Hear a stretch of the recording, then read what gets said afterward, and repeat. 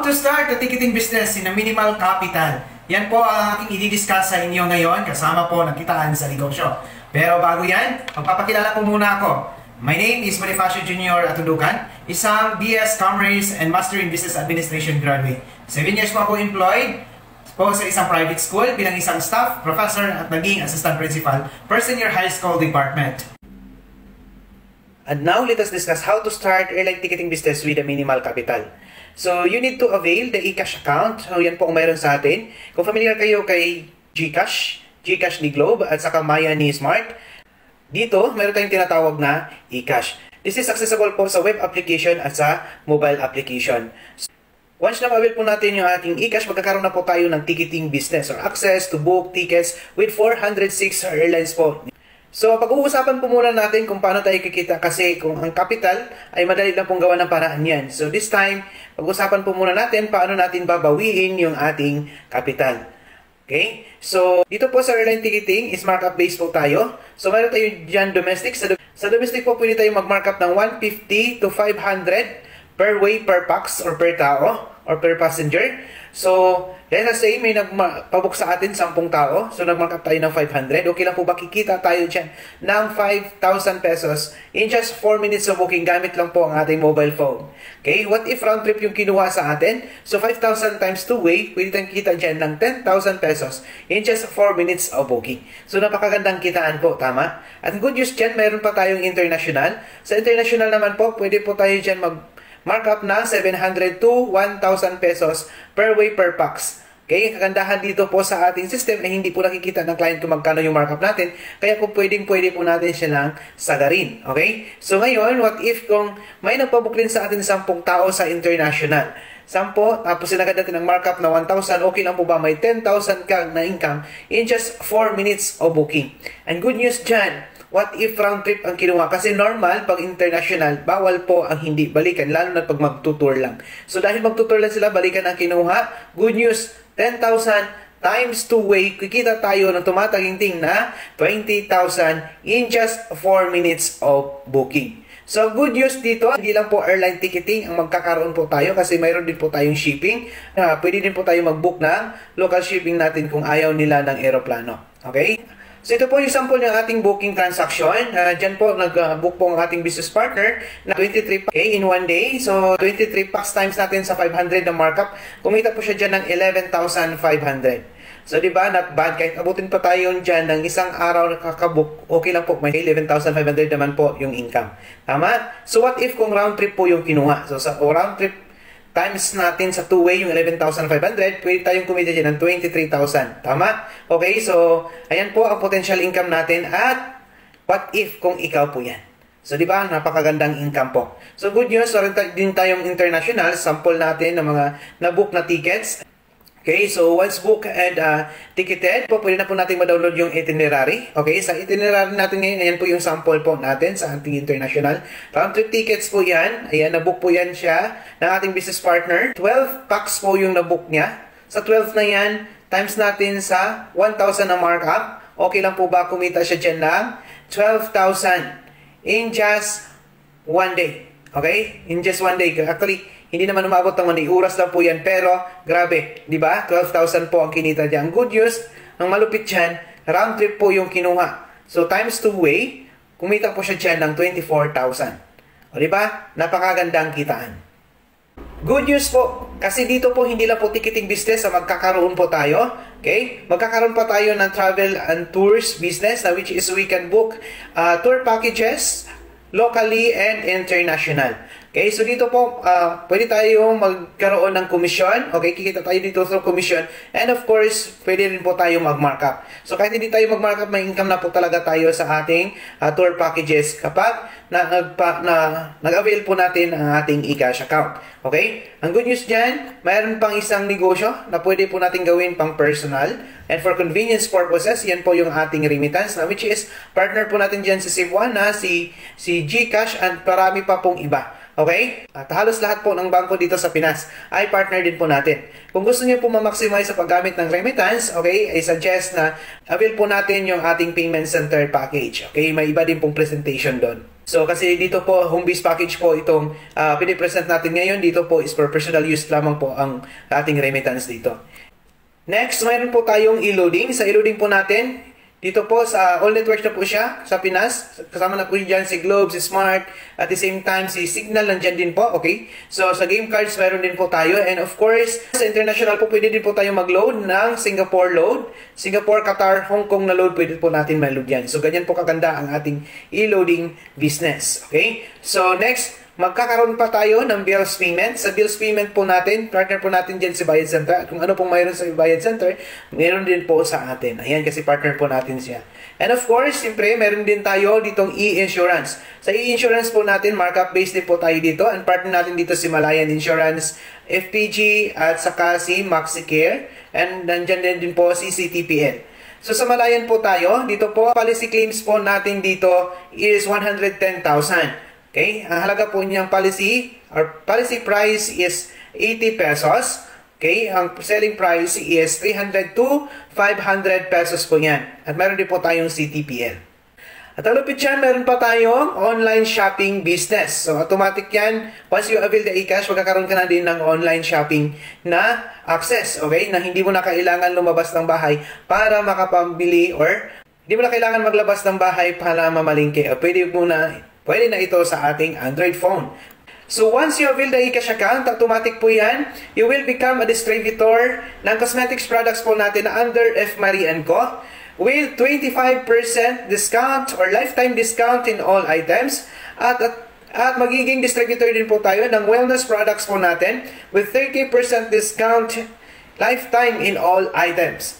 And that po ay, yan po sila ay available po sa ating online shop at nationwide distribution. At ito once na-avail po natin ang ating e-cash, ayan, automatically po, magiging wholesaler po tayo ng ating frozen products with 30% discount in all items. Available po yan sa ating online shop in a limited area distribution. At pwede na rin po tayo, magiging dealer na rin po tayo ng ating bigas, okay, ng ating bigasan, na which is available po yan sa online, pwede natin i-order online, okay, in a limited area distribution din po.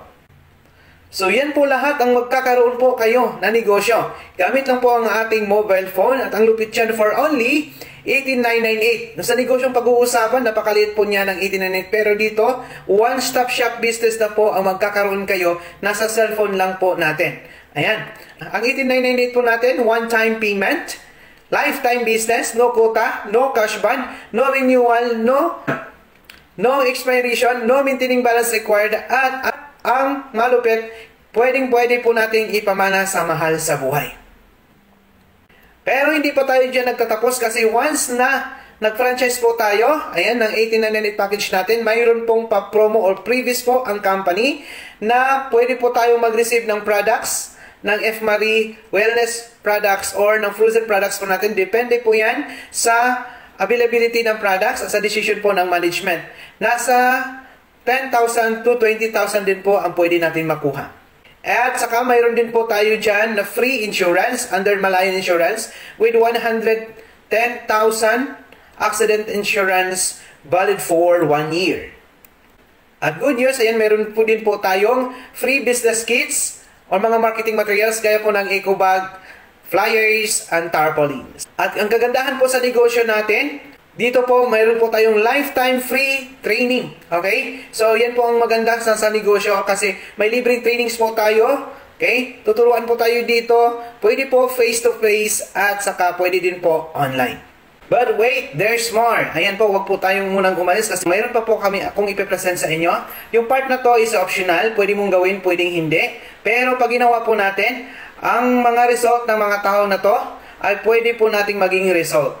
Sila po ay mga ordinaryong tao na laki sa hirap na ngayon po ay extraordinary na. Sila po ay kumita ng more than 20 to 50 million in doing the business for 12 years.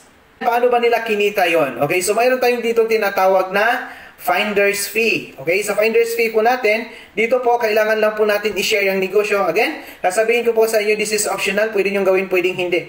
Kung ayaw yung gawin, we respect. Pero pag ginawa po natin, dito po pwede tayong kumita ng 14,000 po in every 5 referral po na mayroon tayo na nag-avail po ng ating 18,998 package.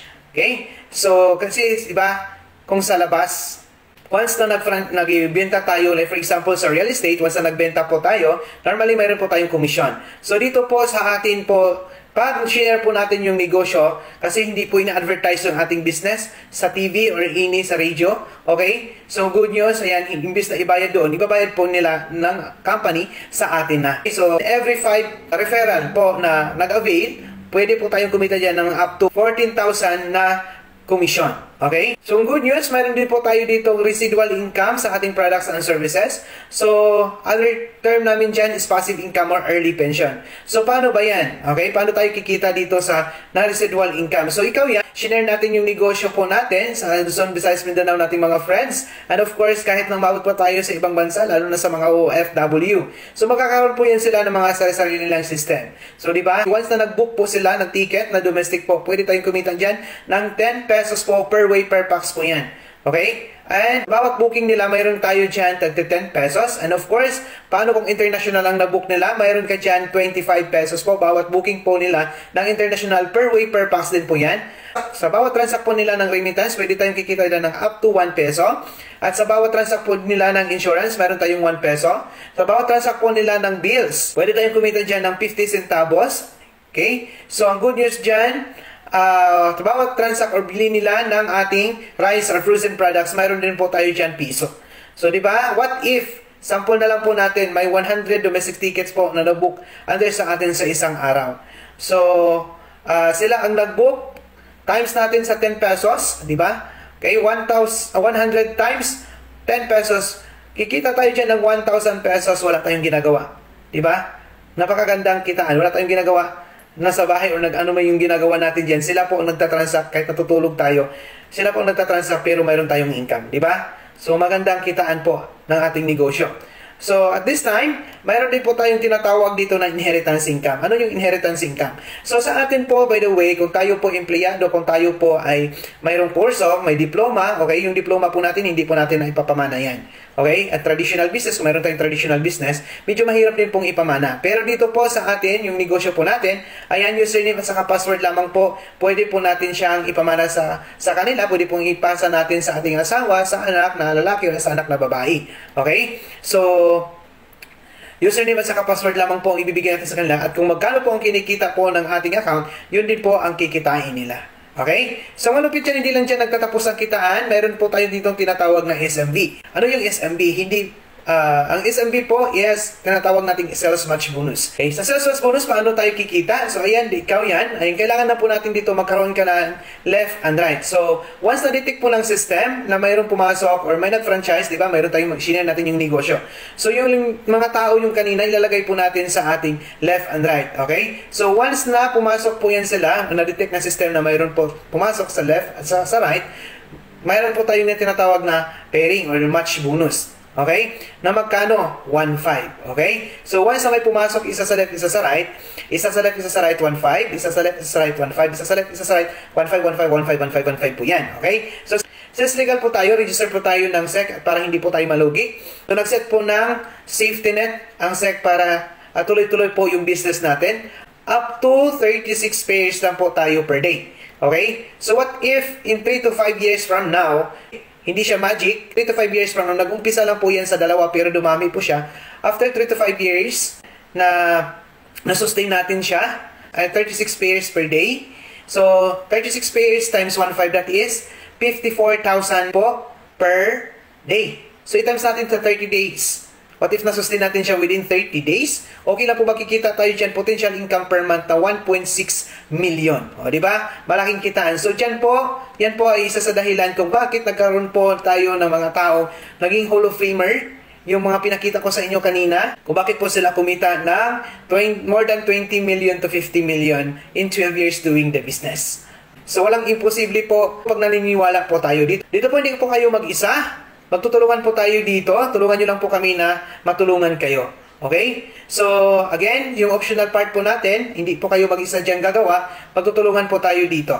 So, ayan po yung ating company, Unified Products and Services, which is nag-umpisa po ang ating company November 11, 2011. At yan po yung ating presidente ng company, yan po yung may-ari, si President Emmanuel Pascual, na empleyado ng Bangko Sentral. At hindi lang po unified yung negosyo niya ngayon, napakadami na po niyang mga negosyo. And of course, siyempre sa legalities natin, legal, moral, ethical po tayo kasi rehistrado po tayo ng SEC, rehistrado din po tayo ng Bangko Sentral ng Pilipinas dahil po mayroon po tayong remittance. And of course, siyempre we are also a member of AFE or Association of Filipino Franchisor Incorporated. So at marami pa pong iba. So yan po yung mga picture na kung saan nag-receive po ng awards yung ating company from our partners or corporate partners. And of course, yan po yung mga picture na kung saan pasama po ang ating presidente sa puso na economic briefing na nangyari noong 2020 ito sa pamumuno ni President Bongbong Marcos.